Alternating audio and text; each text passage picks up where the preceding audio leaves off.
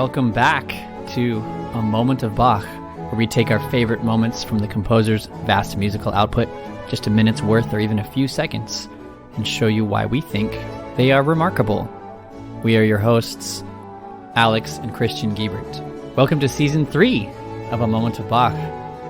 We are glad to be back. Today's moment that Christian has chosen is from the recent Netherlands Bach Society interpretation of Die Kunst der Fuge, the Art of Fugue.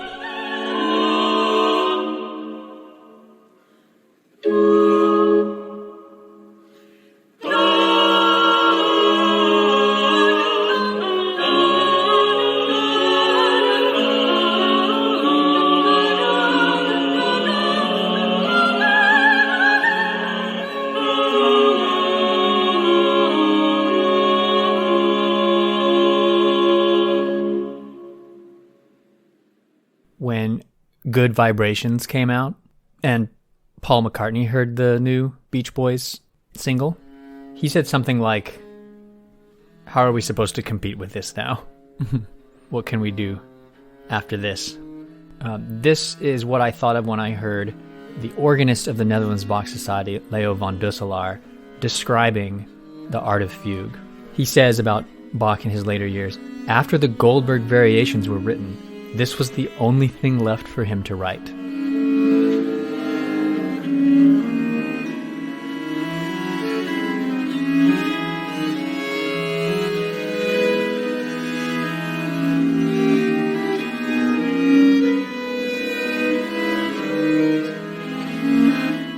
In other words, Bach was already stretching the limits of what could be done with counterpoint and his musical style in general. And this was a logical conclusion of a lot of different aspects of Bach's work.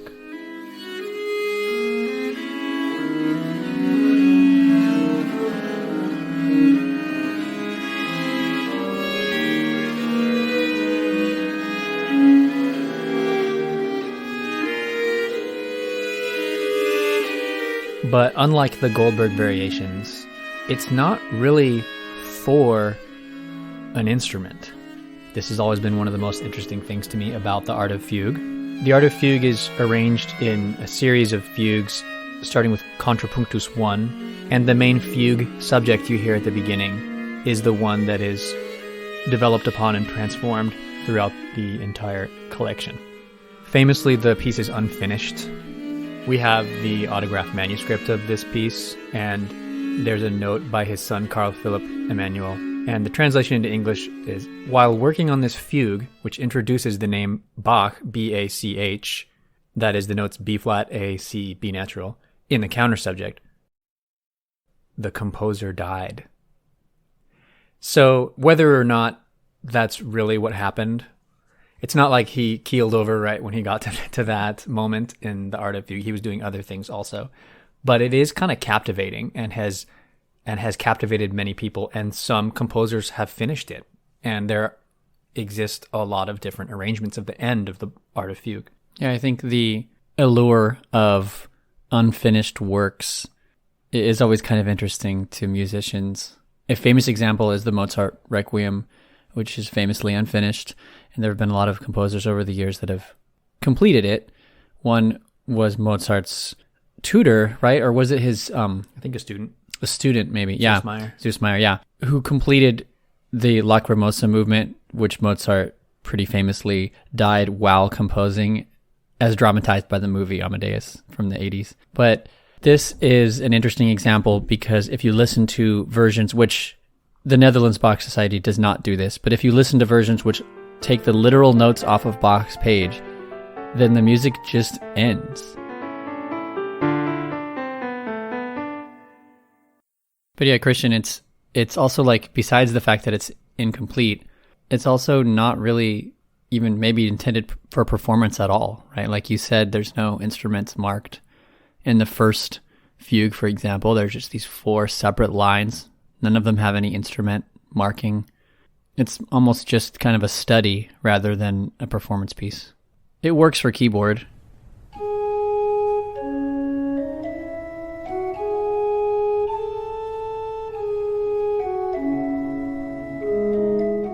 works for harpsichord, or organ. Most of the movements work for harpsichord, although a couple of them don't. You could play it with a lot of different instrumentations. But the reason why you and I were both, I think, so excited to see Netherlands Bach Society come out with their video is because of the really interesting interpretation. Right. Any version of the Art of Fugue is going to be an arrangement kind of by default. But we never expected something this interesting, I think. I think this is really delightfully unexpected surprise. So what do you mean by that? Mostly I'm interested and surprised by the use of voices in this arrangement.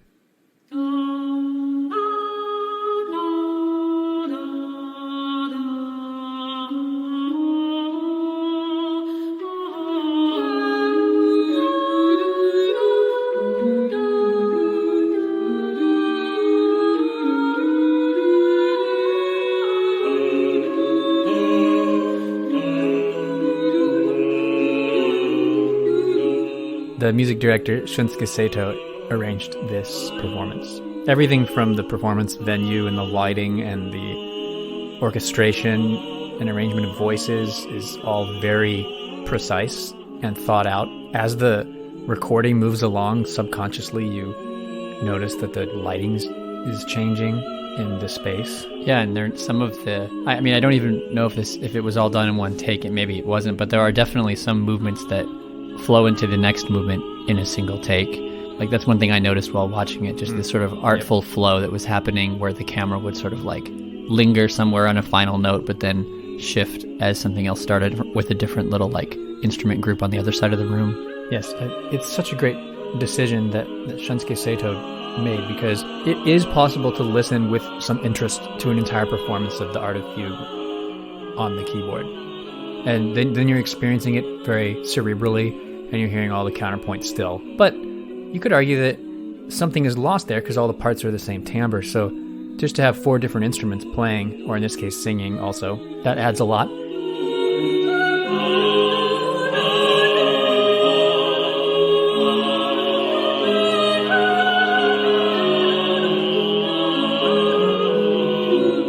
And it's more in line with what Bach would have used. But what strikes me the most is that about Bach and his compositional style is that he wrote the most abstract piece of music that could be written in hundreds of years of his time, but also the most practical. He did both, and that's bizarre to me.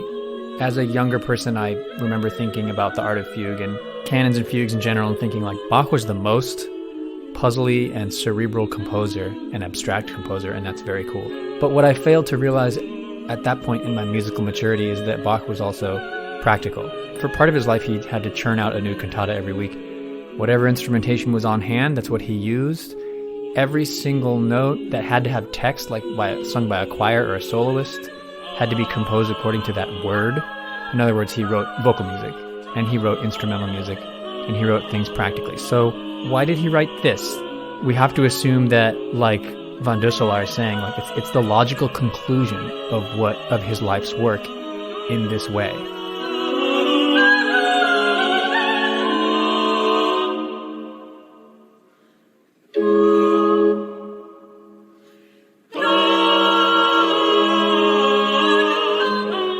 The Mass in B minor was sort of his showcase of his most favorite and best vocal works that he ever wrote. Mm-hmm. But this is something even more nebulous. It's just counterpoint.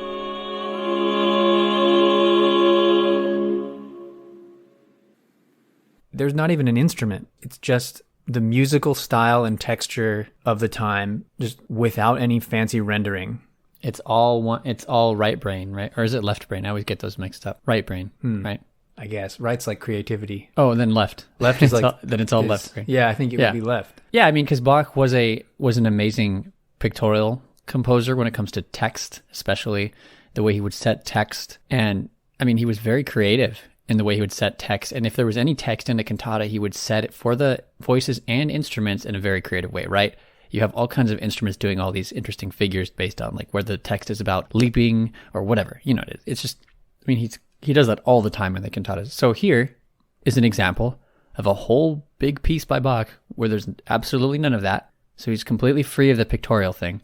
So it's all cerebral. I'm thinking of it in like a video game context. It'd be like, it's all gameplay, no story, you know? Like sometimes you just want to just play like a game and just experience the like flow state of just the gameplay, the primal rhythmic sort of thing of just playing a game, and the like the like fast strategy of playing something like a platformer or something like that, rather than something like a lot of games are, which is more story based. I know I love games that have story based stuff, but you know, sometimes you just want to like jump around and collect stuff, you know. Sometimes you just need also to just project your own current state onto something.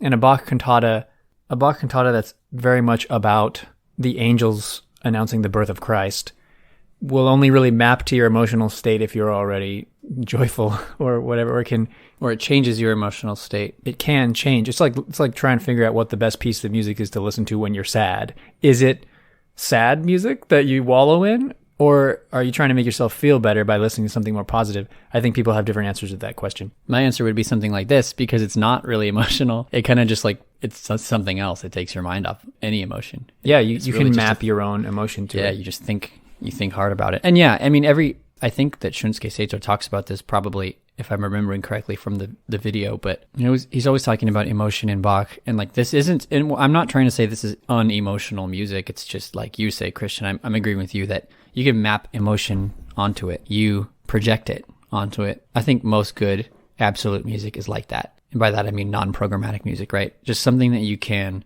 identify with on a very core level that's not trying to be about something on its own. I think this is one of the most profound powers of music, is that it can be on paper about nothing, but it can contain everything in terms of the spectrum of human response and emotion.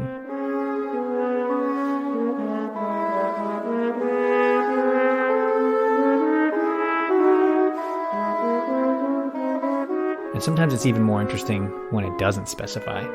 Every decision that a composer makes, the title, let's say a piece is like completely instrumental, but you give it a title like Shining Star. Well, now you've given us one way to think of the piece, but you've also closed a few doors about how we titled it, you know.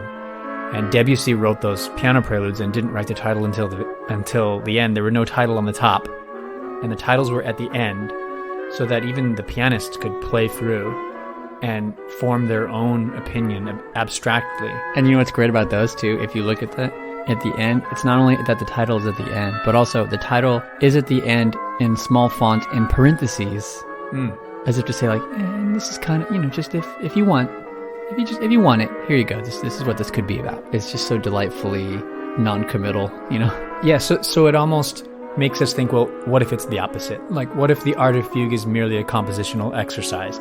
Is it a compositional exercise?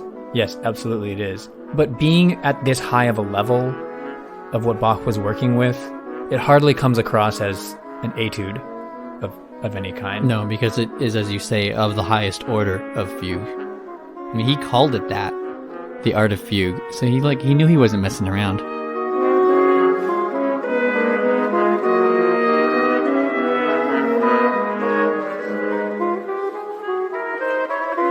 So with something so abstract, you have such a freedom to figure out how you're going to perform it. And that's why we're so impressed by the choice that the Netherlands Bach Society made. Because I don't know about you, Alex, but when I watch this video, when I sit down to watch most Netherlands Bach Society recordings or videos, I expect like of a cantata. I'm probably going to hear a very good performance of this cantata interpreted in a style that is very honest to what we believe the music would have sounded like, but also with a little flair, but mostly just very good and honest to what we think Bach would have done. Right. But here, Bach wouldn't have probably thought to use voices, and then later voices with instruments on these, you know, untexted lines, this vocalese type of thing.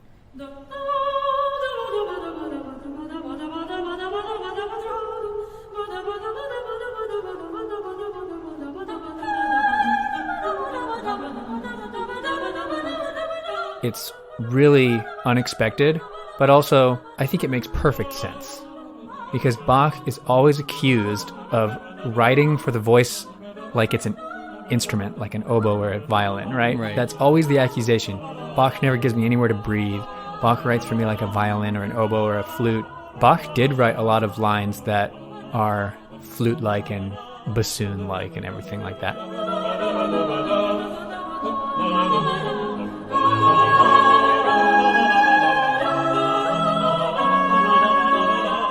And that leads to some interesting music and some interesting problems for performers, certainly.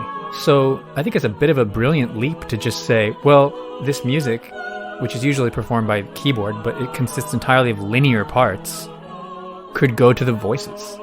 The voices which carry so much of the weight of the meaning and carry so much of the burden of storytelling and the cantatas and everything like that. What if they were just narrating completely abstractly? And just as an arranger, that's very exciting, because it's just like, what kind of timbres can I use? And I'm sure that Shunske Sato was having a blast figuring out what combinations worked, what vowels, because they're always switching. Right. It's just a really well done and creative arrangement on its own. Yeah, but it's also like, a lot of modern composers have done pretty wild things with the voice, and it's also like interesting to see the restraint that he uses in this, because he could have gone off the deep end here, but he keeps it pretty tasteful, You can imagine, it doesn't sound, once you use the voices in that way, it's true that it sounds a little un-Baroque, right? But the fact that they're singing with like a proper timbre for the instrument that they're matching, it's obviously Baroque style. So it's kind of interesting. It's almost like we're listening to some kind of lost Baroque sound that you never hear. Because stylistically it's very authentically Baroque. But you'd never hear this in Baroque music. You know what I mean? It's so interesting. And there are going to be purists out there who maybe don't appreciate the way this sounds because it's not expected. But I don't feel that way at all. I think this is very fitting. It's the human voice. It's since Bach wrote for the voice instrumentally anyway. Here we are using the voice instrumentally. Yeah.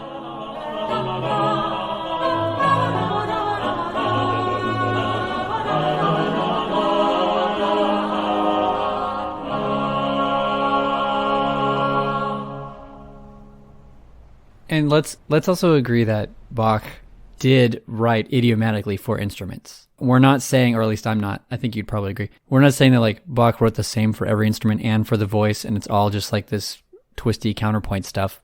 Well, it is twisty counterpoint, but like he wrote flute lines that sound like flute lines. He knew what the timbre of the flute sounded like and what little licks sound good on the flute, and trumpet and timpani, of course, obviously you have to write a certain way, and all this stuff. So he can orchestrate.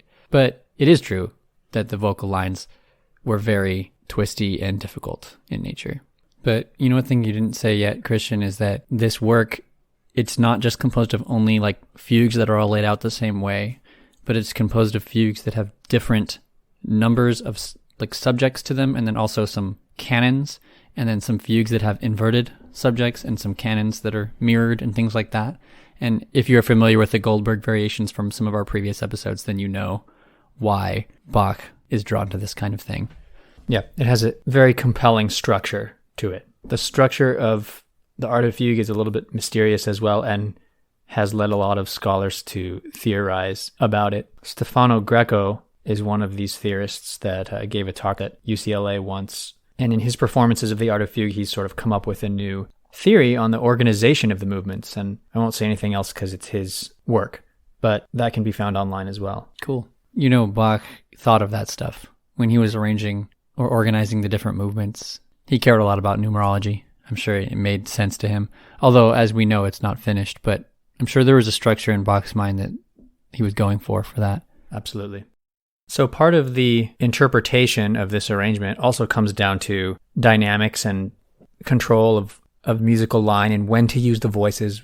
As we said, what vowels to sing on. So I'd like to draw your attention to one small moment. At the end of the first movement, we're really barreling into an ending. But we pass through one gentle chord that's completely alone, like a little island, surrounded by silence on both sides. And in this arrangement, Shunske Sato has chosen to make that chord extra soft.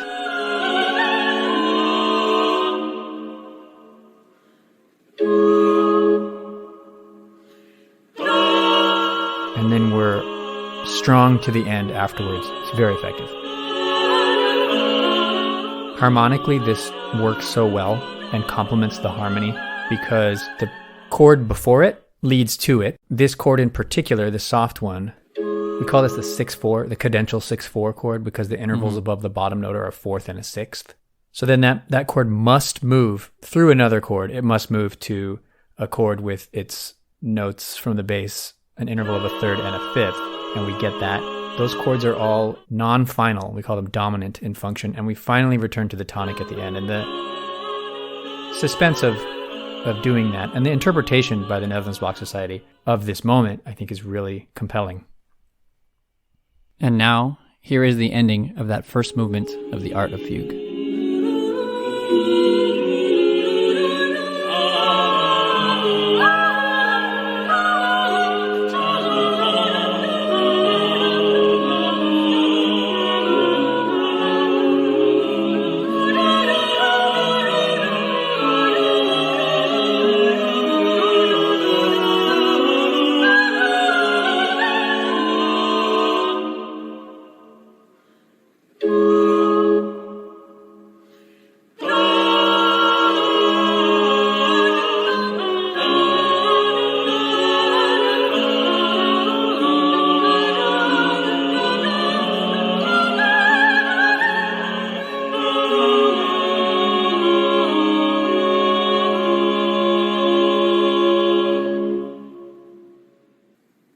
If this introduction to a musical moment has inspired you to see this wonderful staging of The Art of Fugue by the Netherlands Bach Society, please see the link in the episode description. Do you want to hear our new episodes as we release them? Find us on your podcast app and hit subscribe. And also, listener, we want you to know that we recently announced a Patreon that would be supporting us in a small way. We found out that you need to use the link in the podcast episode description to get there. We're still working on why you can't just search us on the Patreon website. But we'll update you as we go on that. But you should be able to, if you want to do that, you can follow the link that we're giving and just use the hyperlink. Okay, Alex, what will be episode 2 of season 3? Well, because this Art of Fugue is just so amazing, I want to dig into it a little more on a different moment, and I will be talking about the very ending. So, listener, I encourage you again to just check out the whole thing. I mean, it's so cool. See the link. Until next time, enjoy those moments.